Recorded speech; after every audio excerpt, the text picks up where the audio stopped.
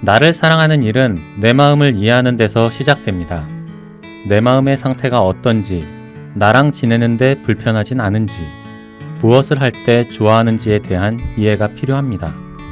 상대방에 대해 알기 위해 시간을 투자해야 하듯 마음도 마찬가지입니다. 들어는 봤지만 읽지는 못한 당신을 위한 다독다독 책장을 열겠습니다. 와, 네. 안녕하세요. 안녕하세요. 네, 오늘 이제 저희가 세 번째 뵙는 윤대현 네, 교수님이 아, 나왔습니다. 네. 아, 오늘 팬으로 그렇습니다. 나왔습니다. 네, 다독. 저희도 팬입니다. 독다독. 아니, 또 아재 개그를 하려고 그래.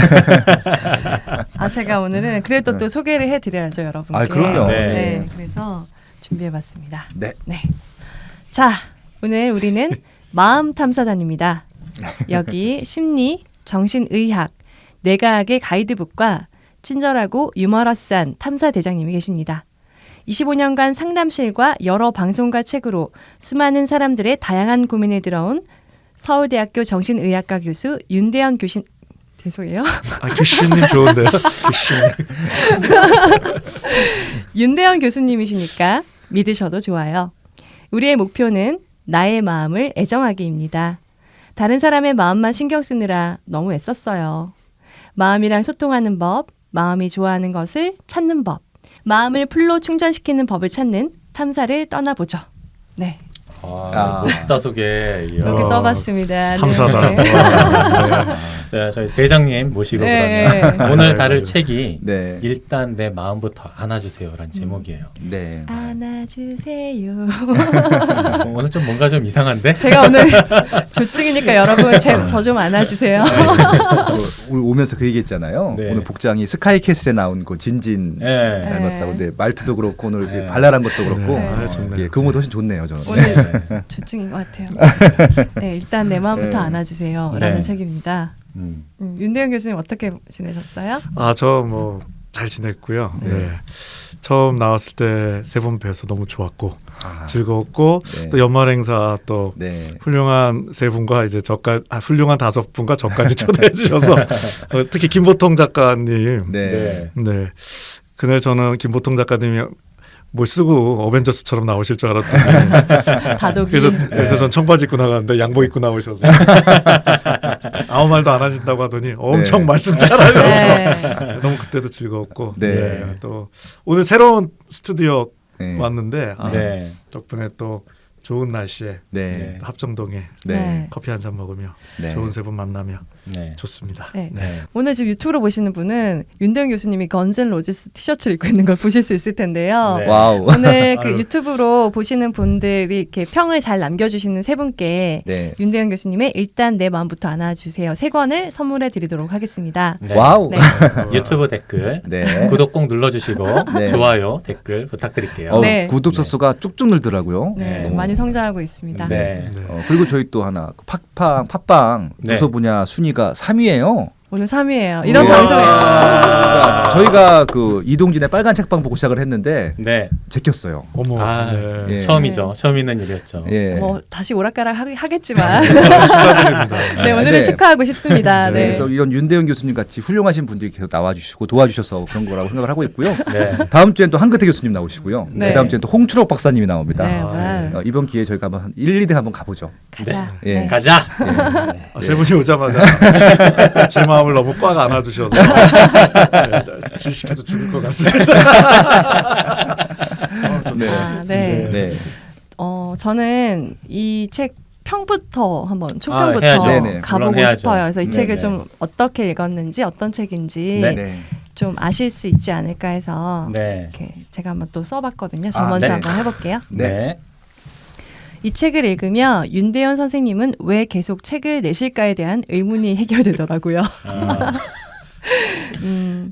마음이 마음대로 안 돼서 마음이 힘들고 다 그만두고 싶거나 힘든 분들을 늘 만나고 이야기를 해주시다 보니 그런 분들에게 전문가로서 방법을 제시하고 아픈 마음을 위로하기 위해서라는 생각이 들었어요. 일이나 남의 마음에만 최선을 다했던 나의 마음에 대해서 많은 걸 알 수 있었고 또 알고 있다가 잊었던 부분들도 다시 환기를 시키게 됐고요. 또 이 책 속의 체크리스트와 또 회복을 위해서 실천 가능한 방법까지 많이 제시해 주셔서 재밌게 읽었습니다. 네. 고맙습니다. 네. 파시형님은 어떠셨나요? 에세이잖아요. 에세이를 되게 좋아하고 시도 되게 좋아하는데 이게 편하게 읽을 수 있어서 좋은데 네. 이 책이 더 좋은 이유는요. 이 책을 쓰신 분이 전문가시잖아요. 네. 그러니까 에세이인데도 뭔가 좀 검증 이런 받은 느낌이 드는 거예요. 그러니까 이게 단순히 일반인들이 쓴 에세이 같은 경우는 그냥 공감하고 끝나게 되는데 이거 같은 경우는 공감 플러스 지식 플러스 또 내가 또 힐링도 받을 수 있고 또 어떻게 보면 방법도 얻을 수 있고 그러니까 이제 전문적인 정보 플러스 에세이로서 받을 수 있는 감동까지 다 한꺼번에 받을 수 있어서 저는 굉장히 좋았던 그런 책입니다. 네. 드리머님은요? 네. 드리머님은요? 왜 알아서 셀프로 하고 있는데 저는 짧고 굵게 갑니다. 네. 요즘 부쩍 화가 늘어난 것 같으십니까? 음. 요즘 계속 분노할 일이 많으십니까? 다 그만두고 훌쩍 떠나고 싶으십니까? 이 책을 읽으시면 됩니다. 네. 잘 파는데? 막 이래. 내 마음부터 안아주실 필요가 있는 분들이에요. 네. 꼭 한번 읽어보시길 강추드립니다. 네. 네. 정말 좋았어요. 저도 음. 보면서 오랜만에 제가 좀 제 스스로를 잘 모르고 있었는데 최근에 네. 이 책을 읽어보면서 체크리스트가 몇 개 나와요. 맞아요. 우리가 그렇죠. 얼마나 스트레스를 받고 있는가 음. 그런 것들에 좀 체크해 볼 수 있는 그런 과정들이 있는데 해보면서 내가 좀 스트레스를 받고 있었구나라는 걸 좀 미안해. 깨닫게 됐어요. 미안해. 누구 때문이지? 누구 때문이지? 아무튼 되게 보면서 저도 저를 다시 한번 돌아보고 제 네. 마음속이 어떤지 다시 한번 알게 됐던 그런 좋은 시간이었습니다. 네. 예. 제가 총평을 이렇게 윤대용 교수님이 책을 많이 내시는 이유가 뭘까에 대해서 추측해 봤는데 맞나요? 예, 좀 쉬려고 하고요. 뭐 어떻게 하다 보니 좀 몰려서 나오게는 됐는데요. 개인적으로는 이번 책이 좀 이거 좀 이런 표현이 그런데 한 10년 마음에 대해서 제가 좀 많이 이야기한 것 같더라고요. 그래서 네.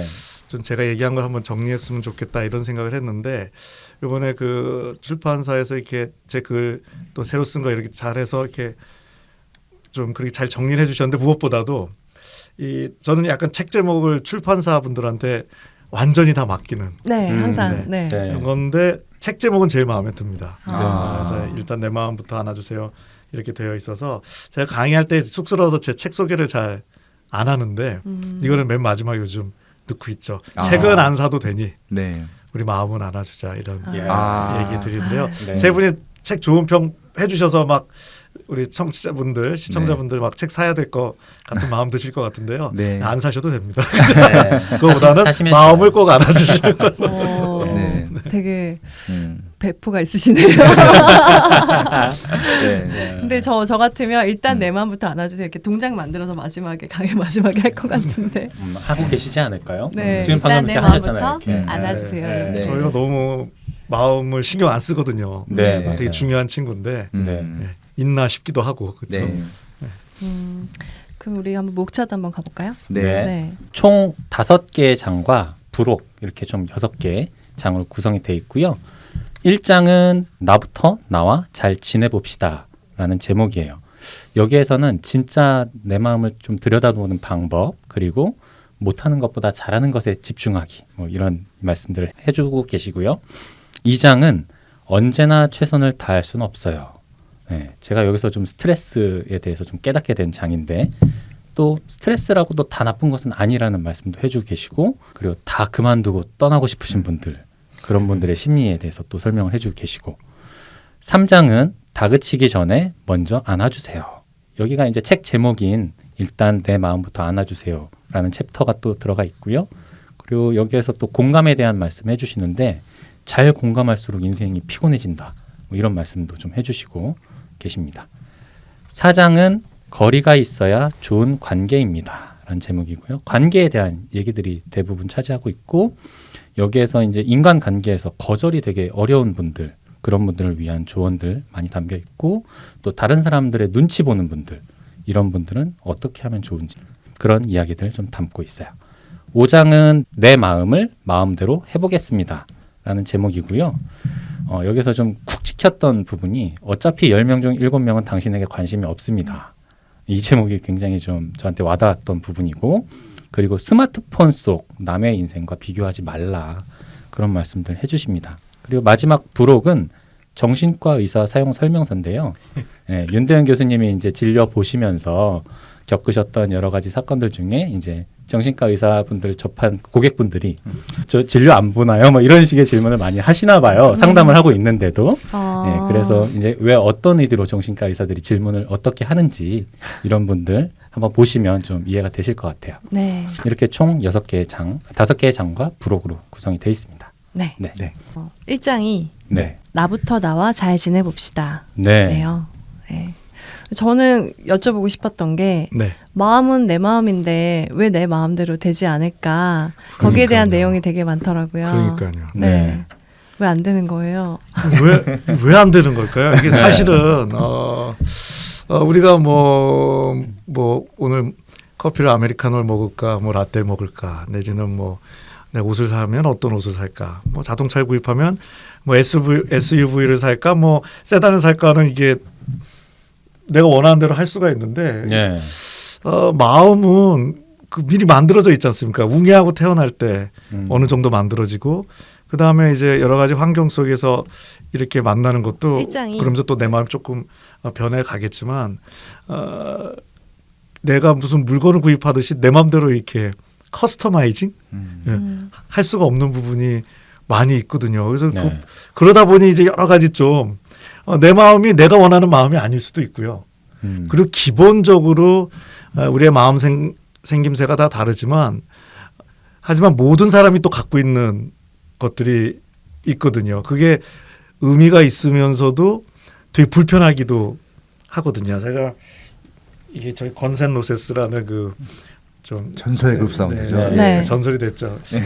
서로 싸웠다가요. 예. 잘 나갈 때 요즘 좀 어려우신지 다시 아. 합치셨는데요. 네. 세 분은 계속 점점 잘 되실 거고 네. 싸우지 말고. 되게 더듬으시네요.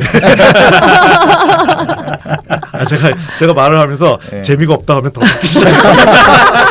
망했다. 말이 헛나가나 뭐. 그러니까 마음이 마음대로 되지 않는 이유? 네. 그러니까 저는 제가 대학교 때 되게 우울한 적이 있었어요. 근데 아무리 마음을 일으키려고 해도 잘 안 되더라고요. 그래서 그때 친구한테 이렇게 얘기했던 것 같아요. 왜 내 마음이 내 건데 왜 이렇게 그러니까요. 나는 조금 학교도 너무 못 가겠고 막 되게 힘들었어요. 그래서 사실 경제적으로 되게 힘들기도 해서 이제 그날 하루 동안 그 필요한 돈들이 있잖아요. 근데 그것도 또 되게 좀 뭐 이렇게 없고 막 이러니까 더 우울하고 해서 그러니까 아무것도 하기 싫고 완전 의욕 상실에 완전히 그래서 내 마음을 좀 일으켜서 하고 싶고 집도 완전 막 지저분하게 해놓고 막 방도 네네. 그랬었거든요. 근데 그때 그런 생각 정말 많이 했던 것 같아요. 내 마음이 왜 내 마음대로 안 되지? 네. 그 잠 잘 못 주무시는 불면증 때문에 고생하시는 분들 많잖아요. 예. 그분들께 정말 하면 안 되는 얘기가 마음 편히 막 먹고 자보라는 얘기거든요. 어느 정도로 짜증이 나시면요 가끔 사리가 느껴지신다는 분도 제가 그러니까 봤는데 왜냐하면 마음 편히 먹는 게 내 마음대로 잘 안 되는 되니까. 측면이 있지 않습니까? 네. 제가 아까 이 그룹 이름이 건센 로세스라고 했는데 예. 총이니까 이게 일종의 공격성일 수 있고 네. 로사 뭐 이게 일종의 사랑의 네. 상징일 수 있는데 그게 이제 우리가 뭐 공격성이라는 것도 생존을 위해서 열심히 사는 에너지일 수 있고 사랑에 대한 욕구라는 것도 어쨌든 삶의 힘도 될 수 있고 인류를 유지하는 데 중요한 우리 마음에 있는 다 일종의 본능이자 에너지인데 네. 또 이 사랑과 공격성 때문에 불편한 일들도 많이 생기잖아요. 뭐 네. 분노 조절이라는 것도 그렇고 사랑 때문에 이별도 해야 되고 뭐 그러다 보니 그러니까 마음에 원래 갖고 있는 어떤 원초적인 것들도 좋기도 하지만 상당히 불편한 것들도 많고 네. 그런데 그렇기 때문에 예를 들어서 내가 누구를 질투한다고 해서 나는 나쁜 사람이라고 생각하는 거는 또 마음을 너무 괴롭히는 거거든요. 그건 나쁜 건 아니라 원래 좀 불편한 걸 좀 갖고 있는 면이 있는 거죠. 그래서 하여튼 등등해서 좀 잘 행복하게 살려면 마음이란 친구에 대한 이해가 필요한데 네. 우리가 바삐 살다 보니 일단 마음이 있는지 마음이 누군지 좀 신경 못 쓰고 살지 않나. 친구 입장에서 제일 짜증나는 게 나의 존재를 몰라주는 거 아닐까 맞아. 예, 맞아요. 그러네요, 어. 그러네. 예, 싶습니다. 그래서 뭐 잘은 몰라도 네. 네가 있구나 정도는 좀 어. 알고는 살아야 되지 않을까 싶습니다. 그러니까 네. 저희가 댓글을 받을 또 네. 선풀이면 다 좋은데 이 네. 악플보다 무풀이 더 기분 나쁜 거잖아요. 아, 존재조차 네. 인지 안 하는 상황. 그러네요. 그러니까 되게 예. 회심의 그런 그 게스트를 불러가지고 막 열심히 했는데 반응이 없을 때 네. 많이 슬펐어요. 네. 그게 누군가요, 그게? 아니 그럴 때가 있어요. 네. 열심히 그러면 안 되죠. 직원분들께 좀 네. 부탁드려요. 그래서 제가 전 좀 얄팍하고 몹쓸 네. 그런 조언도 네. 뭐 진료실이나 바깥에 진료실에서 사실은 더 막 그러기도 하는데요. 네. 제가 좀 윤리성이 떨어져서 예를 들어서 누가 너무 화가 나게 돼요. 화를 내고 싶어요 할 때 바로 그 얘기죠. 화를 내는 것도 관심이거든요. 사실 최고로 저 사람이 마음에 안 들 때 할 수만 있다면 최고의 복수는 무관심. 네. 인지도 네. 모르죠. 그게 잘 안 돼서 그렇지. 맞아요. 최고의 복수 무관심이다. 네. 어. 저는 여기 대목에서 화에 대해서 말씀하시니까 그런데 생각이 났는데 그러니까 화를 낸다는 것은 나에게도 되게 상처가 되는 일이다. 근데 왜 화를 낼 당시에는 이게 나에게도 아플 거란 생각을 못 하잖아요. 네. 저 사람한테 쏟아 부어야 돼. 내가 제대로 잘못했다는 거 알려줘야 돼. 막 이런 생각만 하지. 이 화를 내면 나도 분명 굉장히 아플 거야. 물론 이렇게 싸우고 나면 기분이 안 좋겠지 정도 생각을 하지만 내가 되게 다칠 거란 생각은 별로 안 해봤던 것 같아요. 근데 네. 그 말씀이 되게 인상적이었거든요. 저는. 그 보통의 사람이면은 다른 사람과 잘 지내야 된다는 마음도 분명 있기 때문에 이제 우리 마음 안에 이제 총이 있는 건데 또 네. 총을 내가 한 방 맞았으니까 한 발만 쏘지가 잘 안 되고요. 네. 설계되어 있기를 그냥 기관총으로 갈겨서 박살을 내야 이기니까 그게 이제 돼 있어서 별거 아닌 건데도 그냥 끝내 뭐 이렇게 나가는 네. 거 있거든요. 이제 그래 놓으면 좀 상대방한테 미안하기도 하면서 내가 이런 사람밖에 안 되나 네. 뭐 이런 또 2차적인 합병증이 생길 수 있어서 이게 사실은 참 쉬운 일이 아닌 거죠. 화를 낸다는 게. 저 요즘 조금 제가 이렇게 짜증이 좀 늘었다고 이제 자각하게 된 게 예전에는 이제 아들하고 뭔가 이렇게 할 때 특히 애를 이제 제가 케어를 하니까 그렇게 애한테 이렇게 화를 내거나 막 소리 지르거나 이런 적이 별로 없었는데 최근에 들어서 제가 좀 그게 좀 빈도가 늘었다라고 좀 자각을 하게 되더라고요. 애가 그래요? 아니 제가 네. 애가 뭔가 이렇게 실수하거나 잘못할 수 있잖아요. 어리니까. 아빠도 다 애입니다. 그래서 네. 이게 애라서 그런가요? 네, 우리 안에 애가 있는 거죠. 네. 근데 저는 이걸 보면서 이제 되게 화 말씀하시니까 갑자기 생각이 나서 근데 그게 책을 좀 읽다 보니까 내가 스트레스가 많아서 그런 건가 보다 그렇죠. 이런 네, 생각을 네. 좀 하게 됐거든요. 뇌가 네. 지쳤구나. 뇌가 네. 지쳤나 봐요. 좀 진짜 특별하게 태어나신 분들은요. 네. 안 좋은 쪽으로 화내도 죄책감이 없습니다. 그렇게 태어나신 분들이 있어요? 네. 그런 분들은 또 화도 들 나요. 어떻게 괴롭힐까 쪽으로 생각을 하지. 와. 네, 그래서 어떻게 이용할까 뭐 이런 쪽으로 네. 생각하지. 네. 화라는 게 어떻게 보면 거꾸로 얘기하면 또 화가 잘 난다는 게 내가 정상적으로 네. 어떻게 보면 화를 많이 내는 분들이 또 사람에 대한 관심이나 또 그만큼 좀 어떤 애정에 대한 욕구 또 관계를 소중히 여기는 면이 있을 가능성도 있는데 네. 요즘 뭐 사연도 그렇고 실제 제 그 클리닉에도 분노 조절 때문에 오시는 분들이 너무 많거든요.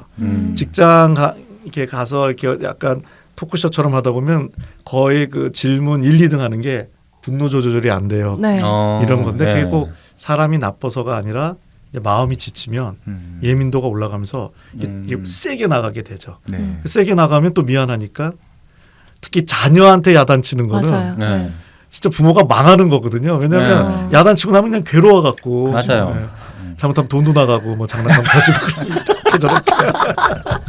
약간 제가 무슨 두 얼굴에 무슨 그 지킬 박사 하이드처럼 아수라백작. 이렇게 하면 안 되잖아. 막 혼냈다가 미안해. 막 이러면서 안아주고 엄마가 사과할게. 막 이러면서. 근데 그런 모습 제 모습이 너무 싫은 거예요. 사과할 짓을 하지를 말지. 그래도 사과하는 건 괜찮은 엄마야 생각했던 막 약간 오락가락 계속 그런 생각들이 막 머리를 오가면서 네, 그렇게 되더라고요. 네. 나쁜 엄마는 아니고요. 그게 이제 엄마란 증거인 거죠. 화를 안 내는 엄마는 네. 좀 여러 가지 좀 고민을 해봐야죠. 화를 낸다는 게 내가 자녀를 사랑한다는 또 그만큼 열심히 그렇죠. 사랑하고 있으니까 이제 네. 지쳤다는 거일 수도 있는데요. 그래서 화가 요즘 많이 난다 생각하시면 네. 내 마음이 지쳤다고 울부짖는구나. 음. 이렇게 해서 내 마음을 어떻게 행복할지로 가셔야지 나는 왜 이럴까? 난 이거밖에 왜 안 될까? 네. 자존감이 떨어져. 나는 뭐 인간관계 뭐 이쪽으로 가면 이게 또 2차 피해가 되는 거거든요. 네. 이 첫 챕터의 내용이 나쁘기만 한 감정은 없습니다라는 이 말씀이 되게 위로가 될 것 같거든요. 그래서 여기 이제 사례들도 되게 많이 나오고 그 사례들의 공감을 많이 받으실 것 같아요. 네. 그래서 공무원 시험에 열심히 준비를 했는데 마지막에 약간 자기가 이렇게 뒷심을 발휘를 네. 못했는데 떨어진 거죠. 그래서 좀 많이 우울해하고 힘들어하고 있는데 친구가 야, 너 벚꽃 사진 올릴 정신이 있냐? 그럴 틈에 좀 공부 좀 하지. 너 시간 낭비하고 왜 그래? 그런 사진 올릴 정신 있어? 화가 난다. 라고 친구가 얘기를 했대요. 네. 그래서 그 말을 듣고 너무 상처받고 화나고 욱하고 그런 사연이 여기 책에 있더라고요. 그래서 네. 이분은 섬세하신 분이다. 그런데 그 섬세함에 대해서 얘기해 주신 것 좀 얘기해 주세요, 선생님. 네. 그러니까는 거기서 지금 그러니까 그분의 문제는 뭐냐면 벚꽃을 본 게 문제가 아니라요. 그거 뭐라고 하는 친구가 가까운 친구라면 좀 우정의 문제가 있다 오히려 친구 좀 잘못 사귀었다 이런 맞아요. 좀 말을 제가 세게 하면 네. 네, 그렇게 말씀드리고 싶고 그 다음에 그 이야기를 해줄 수 있는 친구들이 있어요. 뭐 그래 뭐 더 열심히 하라는 뜻이지 이 정도로 해야 되는데 그것 때문에 내가 진짜 잘못된 사람인가 봐. 더 나아가서 난 정말 루저인가 봐. 뭐 이렇게 나갈 필요가 전혀 없는 거죠. 사실은 힘들 때 벚꽃을 즐길 수 있는 여유가 있는 게 어떻게 보면 감성적으로도 섬세하고 그 와중에도 내 마음이 좀 봄을 느끼면서 좀 힐링받고 싶은 욕구가 있는 거잖아요. 그래서 네. 그런 마음을 또 소중히 여겨주시는 게 중요하죠. 그래서 그런 얘기해주는 친구가 나쁜 친구는 아니지만 최소한 나랑은 잘 안 맞는 맞아요. 네. 좀 힘들 때 봄을 같이 즐길 수 있는 친구랑 더 가까워지시는 게 좋지 않나 하는 생각이 듭니다. 제가 되게 그때 우울한 적이 있었다고 했잖아요. 그럴 때 우울함이 약간 창조력의 원천이라는 얘기를 들은 적이 있고 그 말에 조금 위로를 많이 받았던 것 같아요. 물론이죠. 네. 그래서 예술가들이 왜 막 약간 조증, 우울증이 막 왔다 갔다 하면서 저처럼 예술가라는 뜻은 아니지만 그러니까 그렇게 막 왔다 갔다 하잖아요. 왜 그런 거예요? 왜 그게 창조력이 될 수 있는 거예요? 일단 저희 절대 그 로사님은 조울증 아니시고요. 네. 오늘은 네. 기분이 좋아. 죄송해요. 로사님의 반대말은 무딘 거죠.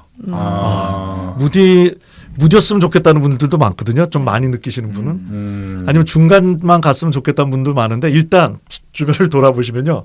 중간이 잘 없어요. 그것도 참 신기해요. 왜 이렇게 설계가 되었는지. 섬세하셔서 많이 느끼던지 무디던지 둘 중에 하나인데 저보러 선택하라면 많이 느끼는 게 좋을 것 같아요. 무딘다는 거는 행복감도 좀 덜 느끼시는 거고요. 무딘 분들이 주변 사람들 너무 힘들게 합니다. 이게 무디다 보니 그래서 뭐 섬세한 게 좋고 또 무딘 사람들도 좀 뭐 섞여는 있어야겠죠 이 세상에. 근데 대체로 예술가들은 어마어마하게 섬세하죠. 그래서 한 예술가 예를 들면 슈만이란 분이 좀 감정의 기복이 심해서 조울증 아니냐 이런 얘기도 하는데 누가 그렇게 썼더라고요. 우울증일 때 우울을 해야 내면으로 들어갈 수 있거든요. 그러니까 인생을 느끼는 거죠. 뭐 많은 철학자들이 인생의 본질이 우울감이라 그러고 심지어 우리가 태어나서 제일 많이 느끼는 감정이 우울이다. 그 얘기는 우울감을 내가 얼마나 잘 갖고 노느냐가 인생을 얼마나 잘 살아가느냐에 되게 중요한 척도가 될지도 모르는데 그래서 우울할 때 더 삶을 느끼고 그다음에 약간 떴을 때 작곡을 했대요 슈만이. 그 에너지로. 네. 네. 부럽습니다. 오늘 뭔가 창의적인 활동을 하면 잘 될 수 있는 그런 상태인가요? 네. 그래서 제 딸도 그렇게 좀 예민하더라고요. 너무 이렇게 뭐라고 했죠? 까다롭다고 했죠. 되게 까다롭더라고요. 그래서 그게 예민함과 섬세함과도 관련이 있을 것 같은데 네. 그런 아이는 어떻게 키워야 할까 되게 고민스러웠는데 그게 저를 닮은 건가 싶기도 하고 네, 갑자기 고민 상담을 네, 닮은 거죠.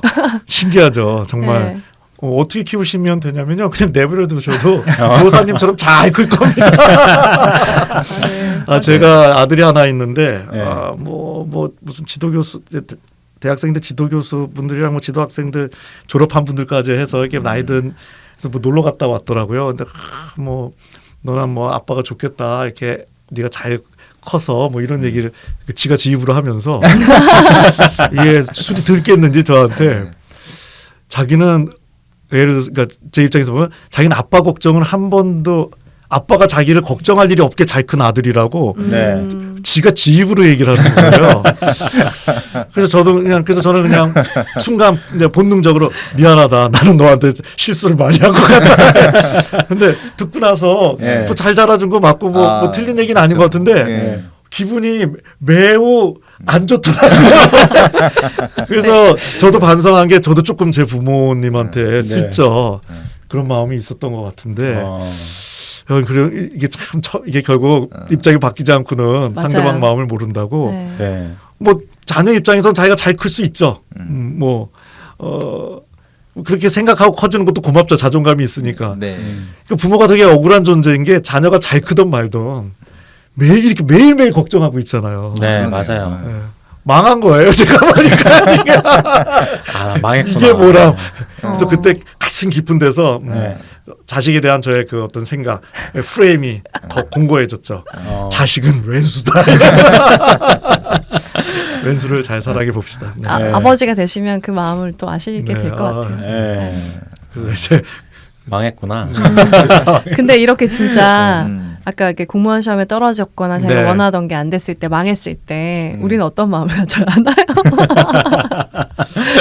이게 뭐 사실은 이제 네. 일단 시험은 좀 빨리빨리 잘 되셨으면 좋겠고요. 왜냐하면은 일단 심리학적 그걸 넘어서 직장을 간다는 건 굉장히 중요하거든요.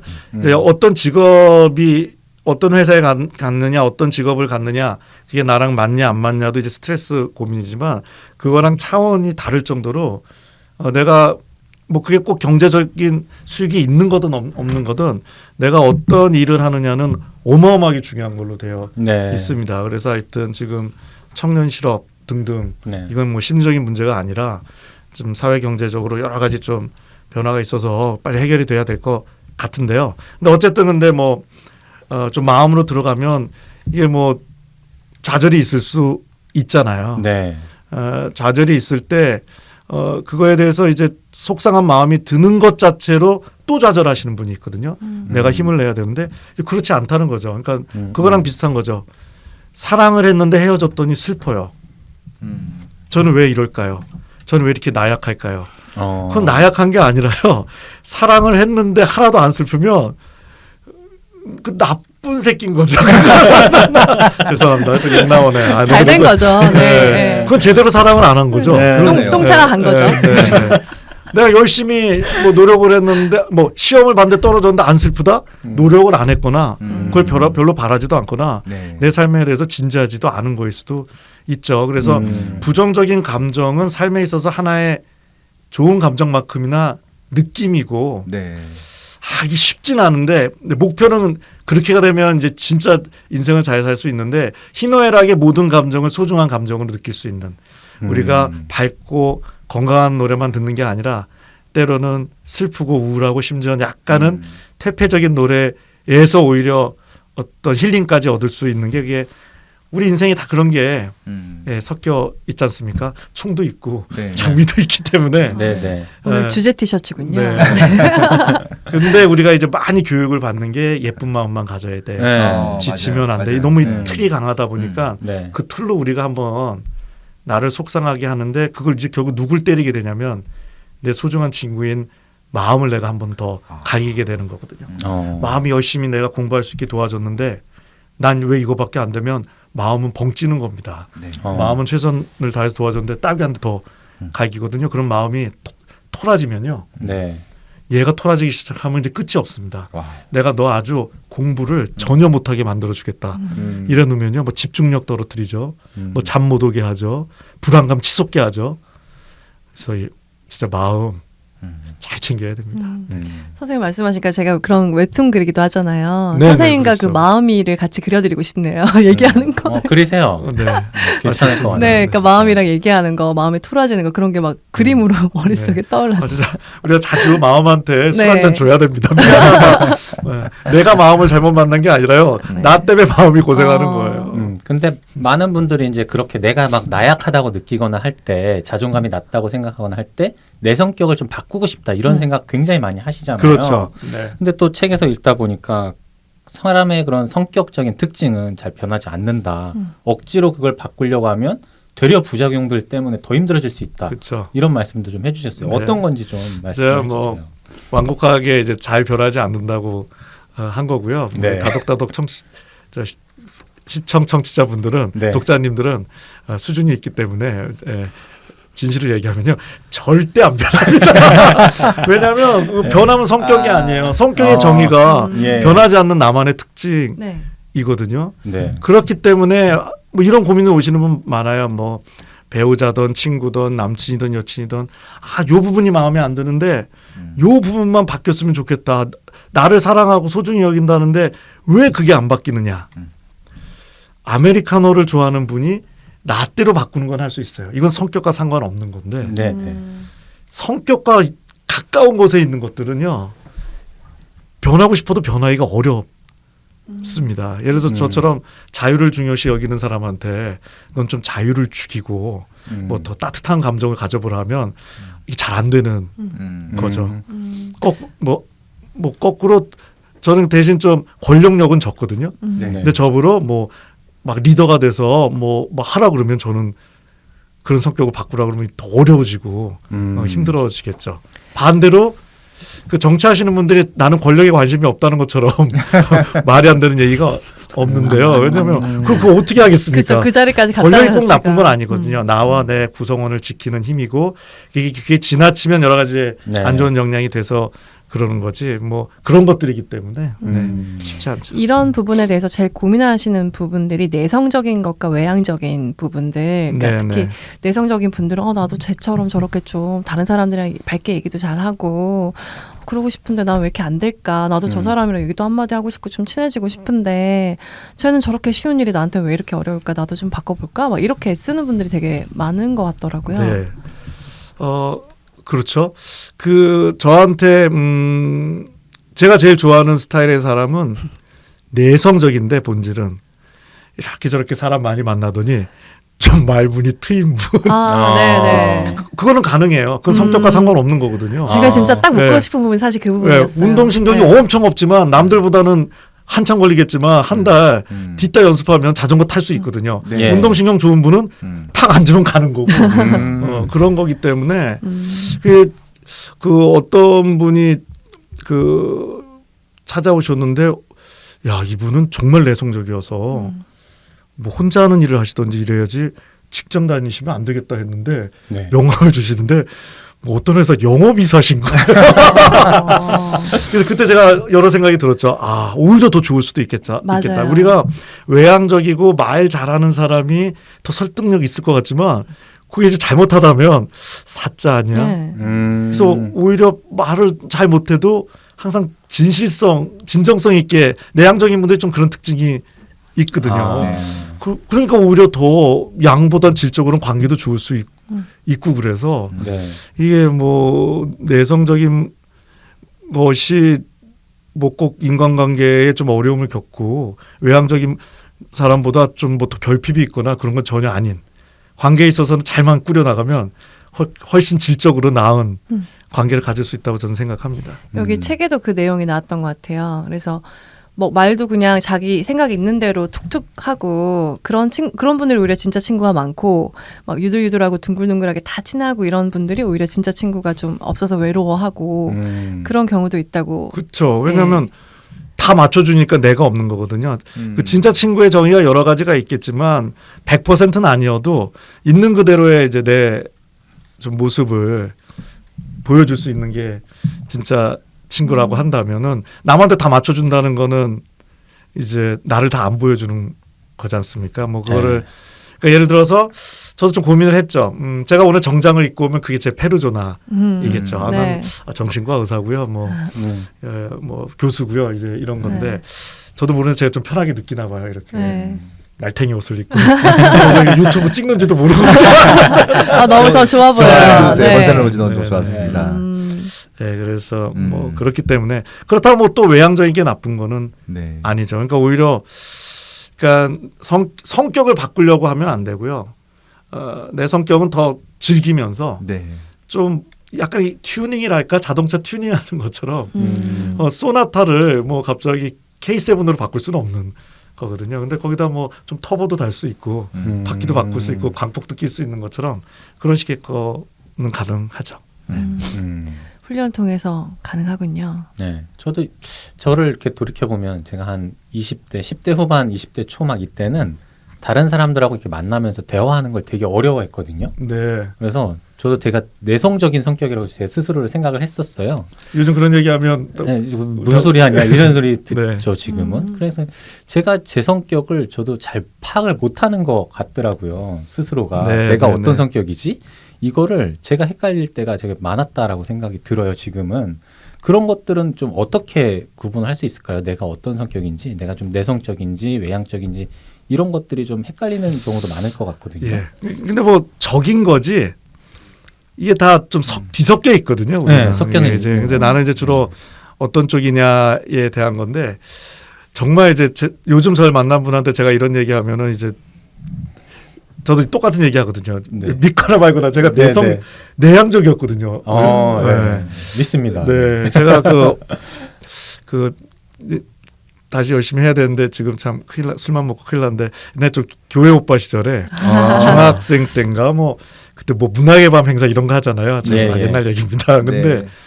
제가 그 이제 남녀를 짝을 져서 사회를 보게 하는데 그 여자분 얼굴도 못 쳐다볼 정도로 말도 못하고 그랬거든요. 근데 지금도 이제 그런 게 있는 게 진짜 편한 분들이랑 이렇게 만나는데 혼자 있는 거 좋아하고 네, 그런 요소가 저한테 있지만 또 어쨌든 이렇게 뭐 하다 보면은 또 소통하기 좋아하는 이제 이런 측면이 있는데 그러니까 주와 부의 문제지 이것만 있고 뭐 이제 그런 거는 아니죠.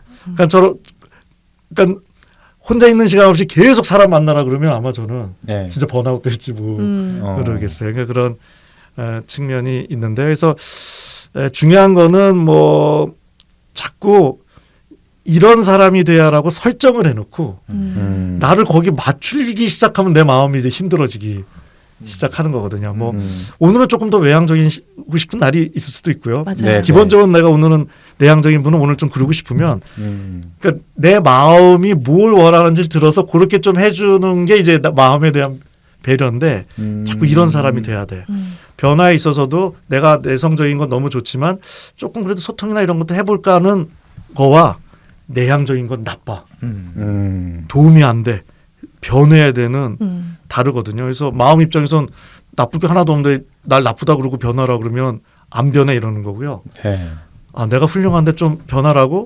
그래 뭐 좀 변해주지. 이게 천지 차이일 수 있거든요. 네, 네. 저희가 방송했던 밥장님이라고 게스트 나오신 분이 있는데 네. 일러스트레이터세요. 근데 그분이 내향적인 분이었나 봐요. 그래서 사람들을 대화할 때 눈을 잘 못 맞추는 거예요. 네. 그래서 미간이나 인중을 항상 보셨대요. 근데 그분도 굉장히 노력한 게 아니었나 사람들을 딱 대하기 위해서 네. 그런 이- 생각이 드네요. 아마 우리 거의 독자님들 약간 저희가 이 동지들끼리의 모임 성격 동호회 가능성이 있습니다. 일단 책 그렇죠. 좋아하고 맞아요. 이런 거 좋아하시는 분들은 거의 다 좀 섬세한 영혼에 조금은 내향적인 특징을 가졌을 가능성이 많이 있죠. 우리 동지들끼리의 모임입니다. 네. 그렇군요. 눈을 못 보고 때는 미간을 보세요. 코 보면 될 미중, 네. 아이고 인중 보거나. 네. 아 저는 되게 흥미로웠던 부분이 네. 이른 해석 이 부분 되게 흥미로웠어요. 예. 네. 선생님들께서 네. 정신을 이른 해석 뭔가요? 되게 낯선 단어였어요. 네, 이게 뭐 분석에서 정신 치료할 때 하면 안 돼요. 이렇게 배우는 시험 문제 나오는 것 중에 하나인데 제가 네. 책에 쓴 거는 이제 우리가 이제 그러기가 쉽거든요. 뭐냐면은 내 문제는 내 문제가 잘 안 보이거든요. 네. 잖아요. 근데 네. 남 입장에서 객관적이니까 이제 잘 볼 수가 있는데 그래서 이게 정답이니까 그걸 이제 빨리 해주는 거예요. 그러니까 심리치료 상황에서는 이런 거죠. 뭐 언니에 대한 열등감 때문에 이 우울이나 여러 가지 문제가 생긴 동생 딱 보자마자 알 수가 있죠. 근데 그거를 받아들이는 것 자체가 그분한테 큰 일이거든요. 그걸 받아들이는 것 자체가 내가 언니를 부러워했다는 걸 인정하기 때문에 이제 쉽지가 않은데 네. 그럼 그게 이제 언제까지 기다리냐? 본인이 얘기할 때까지. 예. 예. 1년이 될 수도 있고 2년이 될 수도 있는데요. 이게 또 머리로 하는 거랑 마음으로 받아들이는 거는 상당한 시간이 걸리거든요. 그 네. 별게 아닌 게 10년이 걸릴 수도 있습니다. 아, 그런 내 마음, 그런 언니를 받아들이는 게 제가 좀 당황했을 때가 뭐 실제 이제 그런 내용이었는데 이제 그래서 너무 좌절해서 뭐 그것 말고도 여러 이유가 있겠죠. 근데 핵심적인 건 이제 언니와의 뭐 이런 경우였는데 그래서 한 2년 정도 이제 꾸준히 저를 만나셨는데 그래서 조금씩 이제 그런 얘기를 하고 계셨는데 저한테 하러 오시더니 제가 명의인 걸 알게 됐다는 거예요. 이게 무슨 생뚱맞은 소리인가 왜요? 그랬더니 점집을 갔는데 네. 보자마자 네 문제는 언니와의 갈등 때문에 그런 거다 그랬다는 거예요. 그래갖고 점집에서 그 얘기하는 걸 듣고 선생님은 역시 명이다. 선생님도 최근에 비슷한 얘기를 하셔서 그 얘기를 해서 이제야 깨달았구나 그분이. 산으로 올라가야겠구나 내가.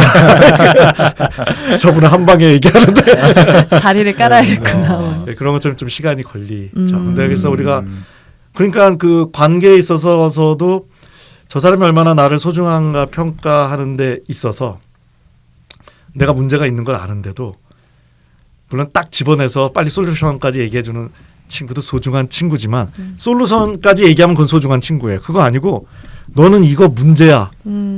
문제야까지만 얘기하는 친구는 좀 별로지 않나. 그걸 알아도 그냥 묵묵히 있어주는.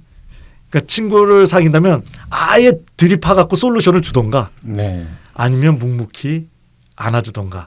요 두 특징의 친구를 갖고 있으면 인생을 살다 보면 어려움이 생기는데 되게 위로를 받죠.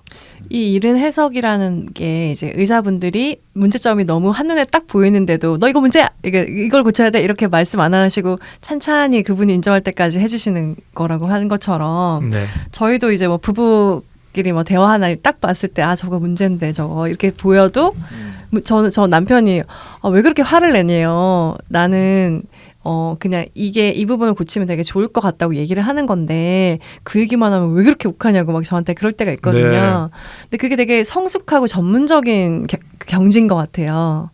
보이지만 보이지 않고 자기가 인정할 때까지 추스르는 거 이렇게 얘기하는 정신과 거. 네. 의사가 그게 성숙해서 그걸 하는 게 아니고요. 저희는 이제 돈을 받기 때문에 비용 지불이 되기 때문에 부부간에도 그 비용을 받으시면요 그것도 참으실 수 있어요. 그러네. 나 참아주면 얼마 줄 거야. 저도 돈 안 받는 상황에서는 그냥 야야 꺼져버려. 죄송합니다. 다른 말로 욕바지네 욕바지. 그만큼 그게 쉽지 않은 일이에요. 그러니까. 네. 네. 근데 저는 되게 크게 배운 것 같아요. 그러니까 왜 제가 남편한테 항상 하는 말은 조금 더 공감해 주길 바란다. 그리고 마음은 되게 따뜻한데 왜 말을 그렇게 따뜻하게 못하냐. 뭐 이런 얘기 되게 많이 해요. 네. 근데 그럴 때면 이런 이른 해석을 하지 않고 좀 더 부드럽고 온화하고 자기가 생각하고 인정할 수 있도록 좀 만들어 나가야 되지 않을까라는 네. 생각이 드네요. 지금 노사님이 이제 아내로서 하신 이 고민이 상당히 많은 고민이죠. 네. 이 고민이 많을 수밖에 없는 게 이제 모성애 때문인지 이제 여성분들이 조금은 더 공감 능력이 좋은 걸로 되어 있거든요. 공감 네. 능력이 좋다는 건 잘 안아도 주시지만 또 잘 안음을 받기도 하셔야 되는 존재다 보니 그런데 근데 반대되는 경우도 있어요. 이게 가끔 뒤바뀐 경우가 있어요. 맞아요. 남편분이 더 공감하고 대신 공감도 잘해주는 대신 거꾸로 위로도 받고 싶으시니까 네. 요만한 일도 전화해서 막 상의하고 그렇다는 거예요. 그러니까 이것도 똑같이 중간이 잘 없어요. 이러면 제일 좋죠. 굵직한 건 자기가 해결하고 필요할 땐 참 안아주고 이러면 좋을 텐데 또 그래서 그런 아내분들은 그런 아내분대로 내 의견을 잘 받아주지만 너무 다 본인도 안아달라고 하니까 그때 제 처방이 돈 받아라 건당 500원씩. 그래서 실제로 하셨더니 네. 좀 더 잘 되더라 이런 얘기 하셨어요. 대가를 지불해라. 안긴 받고 싶으면.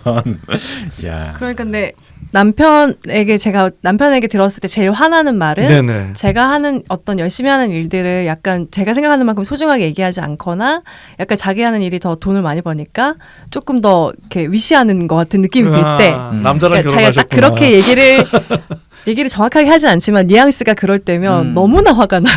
너무나 화가 나죠. 너무나 화가 나요. 네. 근데 왜 이렇게 꼬였냐고 남편이 또 그렇게 얘기를 하더라고요. 왜 그 얘기만 하면 그렇게 꼬였다까지 가면 이건 진짜. 그 얘기만 하면 왜 그렇게 반응을 크게 하느냐. 이거는 그냥 그렇게 생각할 수도 있는 거 아니냐. 지금 현 상황으로 봤을 때 그렇지 네. 않느냐. 뭐 이런 얘기를 하면 그래서 꼬였나? 이게 꼬였다는 게 왜곡된 거잖아요. 마음이. 그렇죠.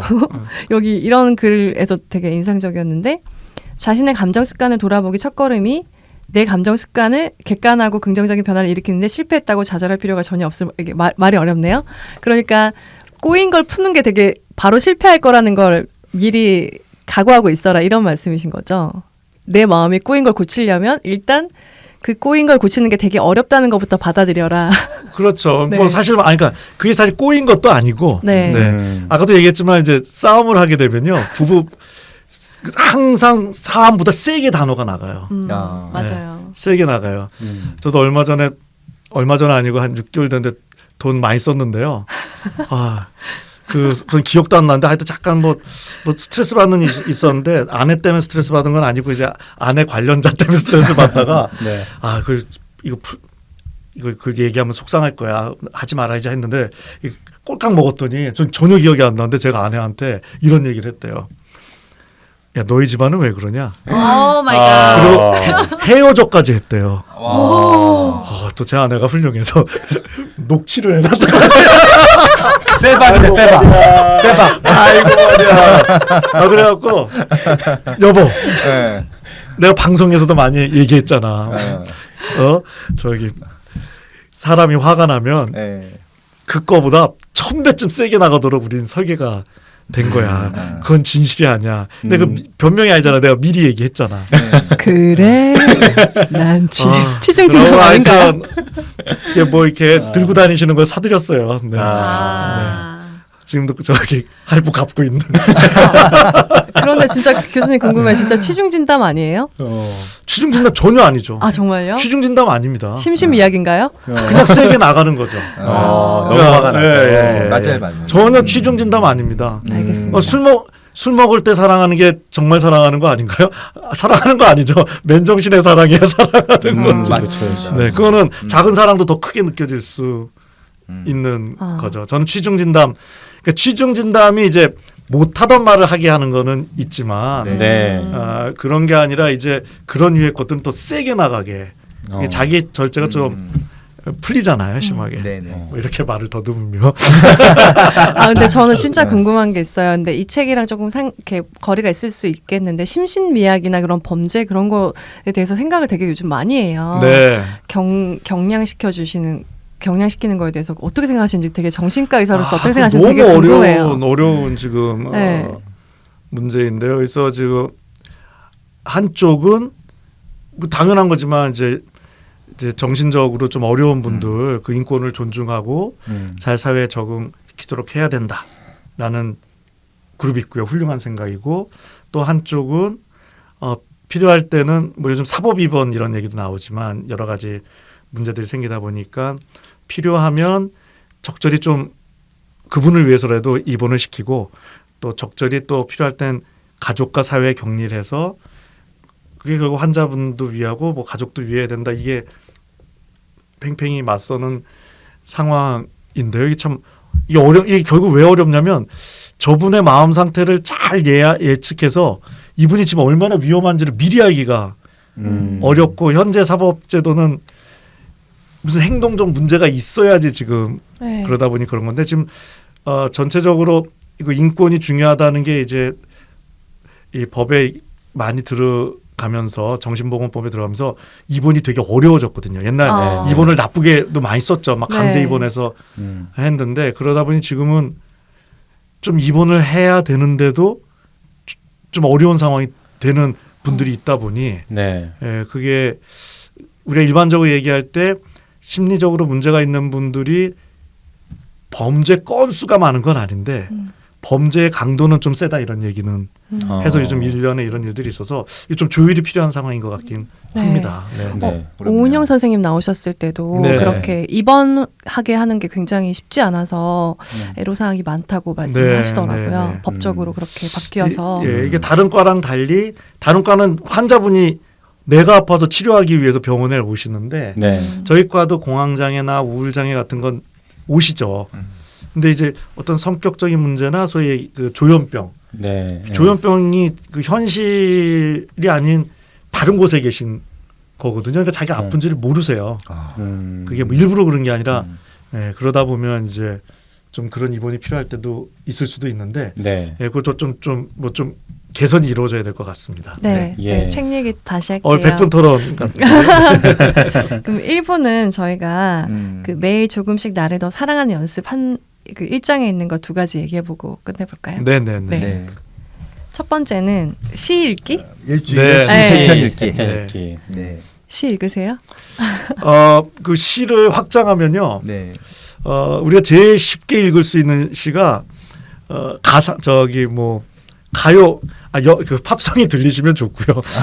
요즘 근데 뭐 해외 노래들도 뭐 예를 들어서 콜드플레이 뭐 가사 번역하면 네. 블로그에 뻑뻑 뜨기 때문에 읽을 네. 수 있는데 그 유튜브 틀면 자동으로 네. 되기도 하더라고요. 뭐 네. 예를 들어서 점심 시간 때 잠깐 음악을 듣는 그러면서 가사를 경청하는 거 아니면 요즘 뭐 이렇게 뭐 스마트폰 탁 누르면 찍 돌면서 가사 다 보이잖아요. 맞아요. 그게 다 이제 시라는 게 다 은유나 상징책의 언어를 쓰는 거여서 뭐 그게 이제 시를 즐길 수 있는 거죠. 네. 그래서 제가 가사를 하나 준비해 왔는데 읽어도 될까요? 그럼요. 제가 준비해 온 노래는요. 그 요즘에 핫한 잔나비의 네. 주저하는 연인들을 위해 아니, 노래를 1절만 읽어볼게요. 네. 마음에 대해서 또 적었더라고요. 네, 네. 나는 읽기 쉬운 마음이야. 당신도 쓱 훑고 가세요. 달랠 길 없는 외로운 마음 있지. 머물다 가셔요. 내게 긴 여운을 남겨줘요. 사랑을 해줘요. 할 수 있다면, 그럴 수만 있다면 새하얀 빛으로 그댈 비춰줄게요. 그러다 밤이 오면 우리 둘만의 비밀을 새겨요. 추억할 그 밤 위에 갈피를 꽂고 난 몰래 펼쳐보아요. 네. 이렇게 그냥 준비를 해봤는데 네, 네. 뭐 영어든 가사, 자기가 좋아하는 가사를 음미하면서 그럼요. 네. 읽어보는 게 나를 사랑하는 방법인가요? 엄청 사랑하는 거죠. 나를 사랑한다는 게 내 마음을 사랑하는 건데 기본적으로 우리 마음은 다 아티스트입니다. 네. 아무리 무뚝뚝한 분이라 무뚝뚝한 분들도 특히 남성분들 이제 50, 60 되면서 눈물 주르륵 흐른다고 오시는 경우가 많은데 그 좀 약간 후천적으로 울면 안 돼, 감정 표현하면 안 돼. 그래서 훈련으로 만들어진 무뚝뚝함도 많거든요. 네. 기본적으로 마음은 정도의 차이만 있지 울고 싶고 웃고 싶고 그리고 마음이란 친구가 쓰는 언어가 예술 언어거든요. 그래서 그게 무슨 얘기인가 싶으실 때 꿈이 마음이 만드는 영화거든요. 네. 꿈을 보면 도무지 이해가 안 되는 게 꿈을 프로젝터로 쏠 수 있으면 우리는 당장 뉴욕에 가도 되지 않을까. 비디오 아티스트. 그런 어마어마한 아무런 예술 공부를 안 했어도 그런 어마어마한 은유체계의 상징 언어를 쓸 수 있는 능력이 우리에게 모두 있는 거죠. 그렇기 때문에 이런 시나 이런 것들을 하다 보면 어떤 논리적인 우리 사고 체계를 약간 우회해서 직접 마음에 다가가는. 그래서 이런 은유적 소통이 마음 치료에도 더 도움이 된다. 그래서 그런 뭐 은유적 소통을 많이 써라. 약간 책처럼도 나와 있습니다. 정신과에서도 이런 거죠. 당신은 우울증입니다. 우울증은 이렇게 생기고 이렇게 약을 처방하시고 이렇게 저렇게 하고 운동도 하시고 의사가 막 30분 열심히 설명하는 거 훌륭한 건데 그거보다 뭐 차라리 노래 가사 하나 당신의 마음은 너무 블루해요. 이상한데 이거 느끼해요. 느끼하냐? 근데 치료 어떤 안 될 것 말씀인지는 같네요. 알 것 네, 같아요. 뭐 그런 것들. 네. 뭐 무너진 다리와 같아요. 마음이. 네. 뭐 이런 것들이 오히려 더 힐링이 되고 네. 할 수 있다는 거죠. 또 상상도 되고 그 말씀 딱 듣고 나면 네. 어떤 상품인지. 네. 그 좀 옆길로 새지만 요즘 잘 얘기 안 하는데 제가 그냥 은유적 소통 설명할 때 많이 얘기한 게 뭐 카사노바 이런 영화가 있지 않습니까? 네. 이게 네. 좀 그런데 이제 좀 여성의 마음을 네. 좀 안 좋은 의도긴 하지만 네. 잘 얻는 분들을 영화 이런 걸 보면요 정말 은유적 소통을 잘 써요. 그래서 저는 꼭 뭐 이렇게 이성을 유혹할 때만 쓰는 게 아니라 일반적으로도 이제는 우리가 이제 마음의 세상이 왔기 때문에 은유소통을 잘 쓰려면요 이렇게 뭐 가사도 많이 듣고 시도 많이 읽으면 자동으로 되는데 카사노바 제가 무슨 영화를 봤더니 이거에 거의 좀 여성분들이 마음이 흔들리더라고요. 제가 드리머님을 여성이라고 생각하고 한번 네. 해보겠습니다. 네 밝은 눈 안에 있는 슬픔을 내가 안아줄게. 이런 거에 다 흔들린다는데 아니 그럼 뭐 마음에 슬픔이 없는 사람이 어디 있어요? 네. 근데 딱 그걸 들었을 때 내 마음에 있는 슬픔을 저 남자가 어떻게 알았지? 네. 저 남자는 나의 모든 거를 이해하나 봐. 저 남자에게 나의 모든 걸 맡겨도 되겠어 하는 네. 오판을 했어요. 그 그린북이라는 영화에도 그 흑인이 대신 네, 네, 편지를 네. 써주거든요. 이런 식으로 은유적으로 해서 여성 그 아내분이 막 감동해서 울잖아요. 생각이 나네요. 나를 조금씩 더 사랑하는 방법 두 번째가 네. 나의 감정 습관을 글로 써보기. 요것만 얘기하고 1부를 마칠까요? 네. 실제로 그 치료에서도 쓰는데요. 네. 막 이게 막 여러 가지 감정들이 오는데 그거를 좀 문자화해서 써보는 게 되게 도움이 될 수가 있거든요. 그래서 쓴 다음에 뭐 안 좋은 거는 지우자 이런 게 아니라 네. 내 마음의 느낌이 어떤 건지 한번 적어보는. 그러니까 이게 일종의 쓰는 것만으로 좀 힐링이 돼요. 왜냐하면 그때 마음을 내가 안아주는 거거든요. 글로 쓰려면요 내 마음이 어떤지를 내가 좀 봐줘야 되는 예. 거죠. 저를 찾아오시는 이제 제 고객분들 중에 할 얘기가 많았는데 막상 왔더니 다 까먹었다는 분들이 너무 많아요. 그게 건망증이 아니라 아무리 바쁜 분도 정신과 의사랑 만나려고 하면 마음과 데이트를 안 할 수가 없죠. 요즘 내 마음 상태가 어떻지? 내가 뭘 얘기해야지 하니까 데이트를 해주니까 그걸로 위로가 돼서 얘기할 게 없어지는 게 굉장히 남녀관계 비슷하지 않나 하는 생각을 많이 합니다. 마음과 제 관계가 한 1년 사귄 남자친구가 있는데 요즘 막 나한테 소홀해. 그래 오늘 절교다. 마지막 만남이다 하고 나갔는데 이 남자친구가 되게 따뜻하게 해주고 뭐 미안하다고도 그래서 만족감을 주면 세상 일은 문제가 없어져야 해결이 되는데 마음은 조금 신기해서요. 문제가 있어도 뭔가 더 긍정적인 걸로 싹 덮어버리면 문제가 없는 거와 같은 상태가 되는 약간 마술이 있는 거죠. 근데 꼭 뭐 정신과 의사 만날 필요 없이 써본다는 게 사실은 내가 나한테 내 마음 상태를 한번 보여주고 마음과 데이트를 할 수 있는 시간이 될 수 있죠. 이거 쓰실 때 미운 마음은 없애야 돼. 이렇게 쓰시면은 또 마음을 힘들게 하는 거고 그냥 느끼는 대로. 나는 화가 난다. 나는 분노하고 있다. 저는 그런 걸 써볼 때가 있는데 너무 유치한 거예요. 그 왜 인간의 그런 기본적인 마음이 뭐 질투라거나 이런 게 유치하잖아요. 내가 인정하고 싶지도 않고. 근데 툭 던져서 쓰고 나면 좀 정리가 더 되는 느낌이 있더라고요. 네, 정리가 되죠. 네. 정리가 되면 그걸로 뭔가 마음이 가라앉고 그런 게 그게 마음이 위로를 받아서 그렇거든요. 좀 재미나게 하셔도 돼요. 뭐 오늘은 내 마음을 과일로 써보겠다. 난 오늘 토마토야. 뭐 토마토에 자기만의 느낌이 나 오늘 있겠죠. 두리안이야. 기사같이. 두리안은 어떤 상태일까? 악마의 과일 아니에요? 악마의 과일. 뭐 아니면 뭐 내가 좋아하는 뭐 배우나 가수처럼 쓰셔도 좋고 이게 다 상징이 있기 때문에 그렇게 상징처럼 얘기하시는 것도 도움이 될 수 있습니다. 이게 뭐 논리적으로도 조작을 하자는 게 아니라 마음과 좀 만나주자는 한 방법이죠. 좋은 방법 같아요. 네. 네. 2부에서는 어떤 얘기 더 해주실 건가요, 교수님? 이분은 뭐 저한테 얘기하라는 얘기도 뭐 저희 번아웃도 얘기 안 할 수 없을 것 같고 네. 또 스트레스, 뭐 자존감 등등 여러 가지 네. 주제를 얘기해 볼 수 있을 것 그리고 같아요. 나를 사랑하는 습관이 이제 11가지가 있는데 2개 말씀해 주신 거예요. 네. 나머지 얘기 더 맞아요. 해줄 것 같아요. 네. 네. 끝나는 마당에 이제 질문 하나 네. 빠숑님한테 해도 될까요? 네. 빠숑님 지금 마음은 어떤가요? 내 마음은 뭐다? 라고 하나 해보시죠. 은유 하나 부탁드립니다. 제가 좀 상담을 많이 받아야 될 것 같습니다. 그러니까 정신이 하나도 없어요. 네, 그러니까 지금 그러니까 제가 밥 먹는 것도 까먹을 때가 있더라고요. 그러니까 이제 바쁘셔서요? 예. 그래서 지금 제가 이게 마음이 어떤 건지도 잘 모르겠어요. 그냥 주어진 일을 하나하나 하다 보면 하루가 다 가 있고 뭐 그렇게 되다 보니까 예. 제가 좀 상담 한번 받아봐야 될 것 같습니다. 교수님한테. 오늘 식사 제 마음이 어디 가는지 모르겠어요, 진짜. 오늘 식사 상담 좀 네, 부탁드립니다. 네. 밥은 좀 비싼 걸로 사드리고 네. 돈을 많이 드려야 좋은 말씀 많이 해주시겠다.